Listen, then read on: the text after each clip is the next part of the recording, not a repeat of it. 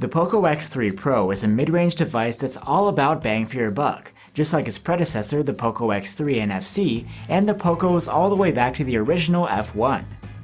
The X3 Pro is quite similar to the NFC, both looks-wise and feature-wise. The design is pretty much identical, with the distinctive stripe accents and the large Poco logo. The back and frame are made of plastic, and the finish looks nice. The horizontal camera bump is another unique touch. The X3 Pro fits nicely in hand, but it's not the slimmest or most lightweight offer around. Although it's plastic, the phone doesn't feel cheap, and you do get IP53 rated dust and splash resistance just like last year. It's the new flagship grade Snapdragon 860, built on the 7nm process. It's actually very similar to the Snapdragon 855 Plus of 2019's flagships. Although it doesn't offer 5G connectivity, performance is much better than the Snapdragon 732G in the Poco X3 NFC. And actually, it blows all of the mid-range processors out of the water. CPU and GPU performance are stellar, and every bit flagship worthy. This is probably the most powerful phone you'll find in this price range. And thanks to an adequate cooling system, you can play games without worrying about overheating and throttling. You can have more storage on board, 128 or 256 gigs, and that's still expandable through a hybrid slot. For example, you get basically the same screen here. It's a 6.67-inch IPS LCD with a 1080p resolution and fast 120Hz refresh rate. There is Gorilla Glass 6, not 5, on top though. The fast refresh rate adds some extra smoothness when swiping and scrolling, and this is adaptive. It will go down when you're not interacting with the screen. There's also a fast 240Hz touch sampling rate for extra responsiveness. These little stutters are caused by a lower pixel response time on these screens. Besides that, the display is alright. There's plenty of sharpness at this resolution, and blacks are deep enough, and colors can be made to be super accurate if you tweak them in settings. Brightness is decent. It maxes out at around 460 nits with the slider and boosts to 530 nits in auto mode in bright conditions, which for some reason is less than on the X3 NFC. And you don't get official HDR10 support on the X3 Pro. For audio, the Poco X3 Pro brings back a balanced stereo speaker setup. Loudness measures good in our charts, and the sound quality is satisfying, with good mid and high tones, but not much bass.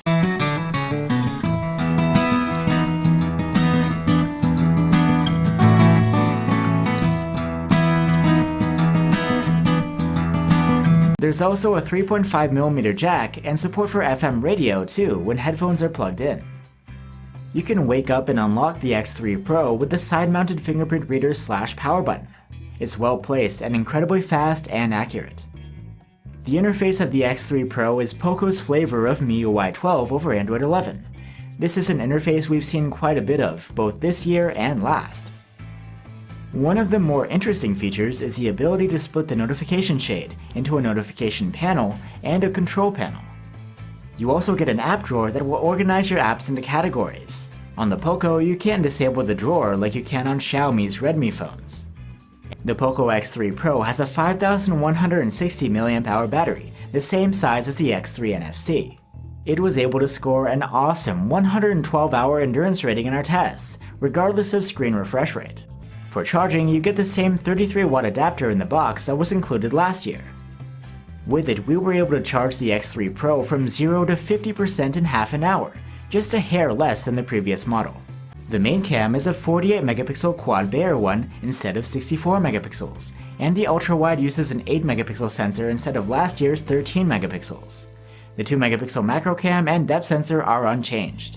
The main camera shoots 12-megapixel photos by default, and these are good for a mid-range camera. There's enough resolve detail, good dynamic range, balanced sharpening, true-to-life colors, and low noise. You don't see a ton of fine detail here though. The distortion correction does a nice job straightening the corners too. Close-up shots taken with the 2-megapixel macro cam are hit or miss, since focus is fixed here. The photos are uninspiring too, with poor detail and washed out colors. In low light, the main camera shoots acceptable photos, which have low noise and a bright enough exposure.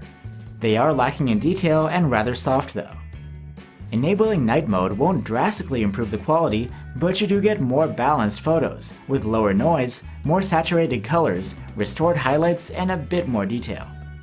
Nighttime shots from the ultra-wide camera are simply no good. They are dark, smudgy, noisy, and lacking in detail.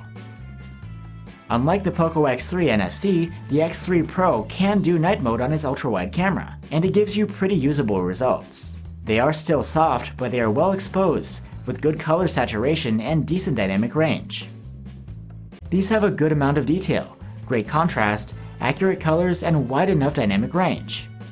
Unlike the Poco X3 NFC, you don't have support for 4K on the ultra-wide cam.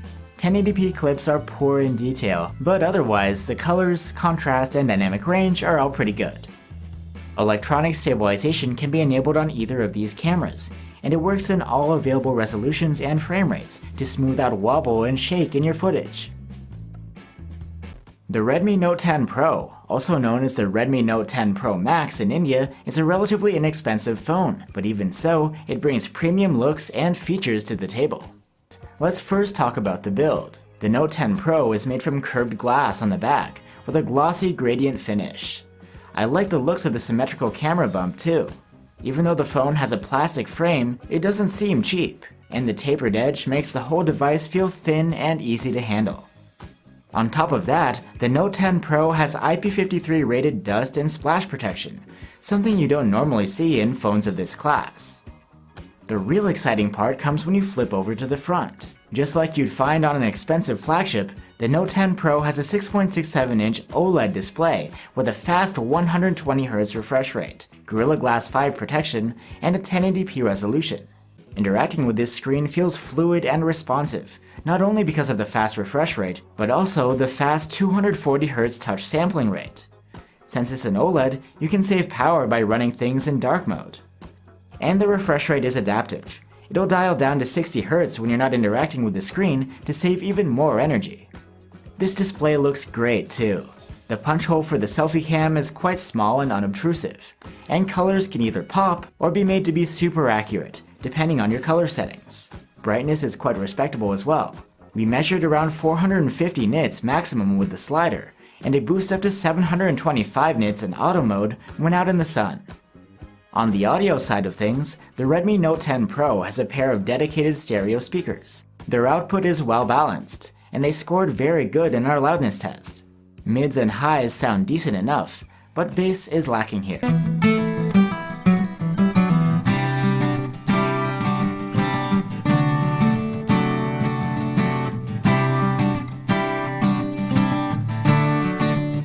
There's also a 3.5mm jack for plugging in traditional headphones, as well as support for FM radio.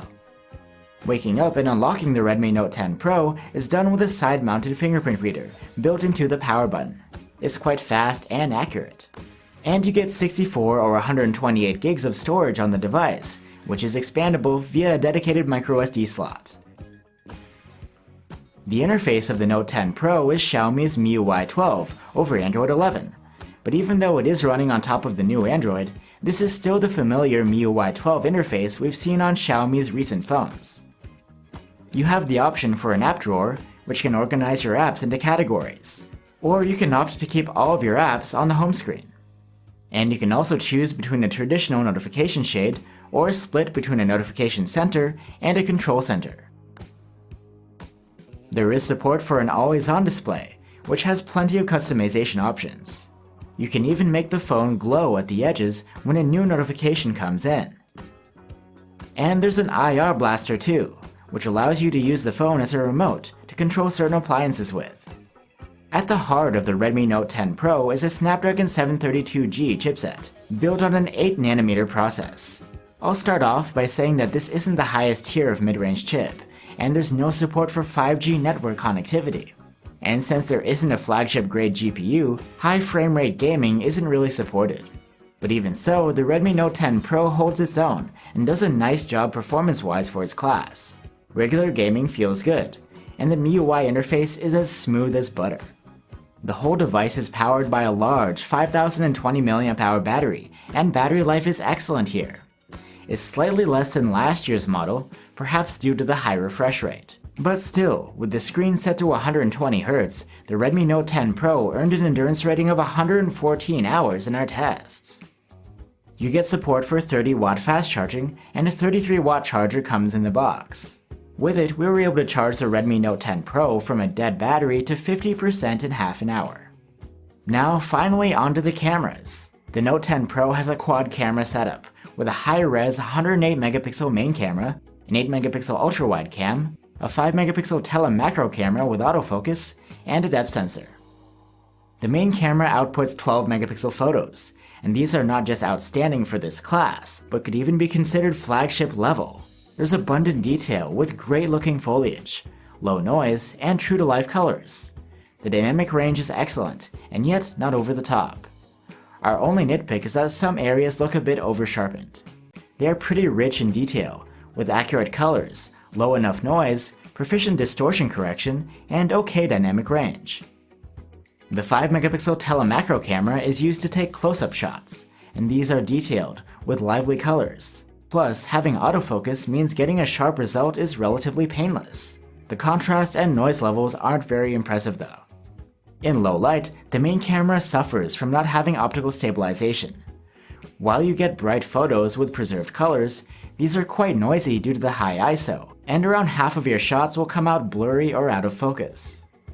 However, the night mode turns things around. It takes around 2 seconds to process, and it cleans up noise, restores some blown highlights, and exposes a bit more detail in shadows. Plus, we got fewer blurry photos.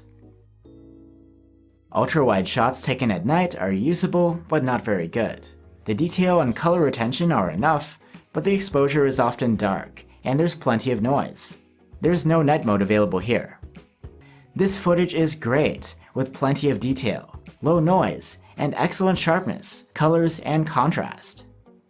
The ultra-wide cam can only shoot in up to 1080p at 30 FPS. The quality is outstanding though, with rich detail and excellent colors, contrast, and dynamic range, as well as low noise.